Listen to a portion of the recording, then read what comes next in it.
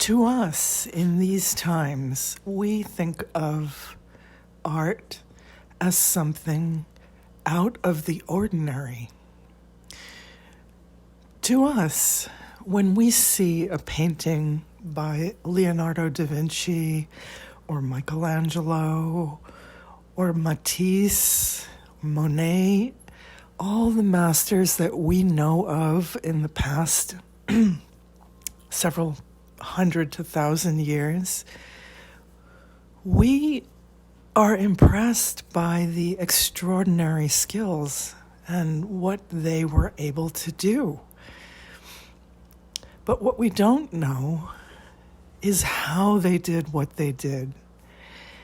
We can guess and we can theorize and we can analyze, but ultimately, we don't know how they did what they did because it's a mysterious, very personal process.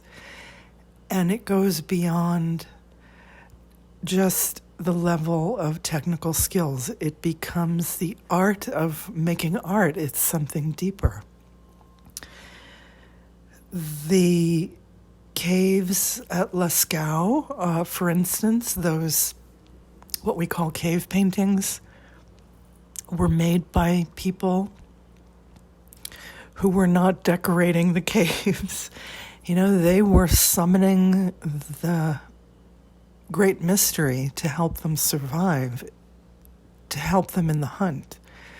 There was the marriage of the invisible with the visible, which I believe for them was not at all separate. For us today, it has become quite separate. But the reason that we love making art and enjoying it is because deep inside we know it's not separate. It can't be. So I'll ponder on some of these thoughts and explore them and invite you to come along with me.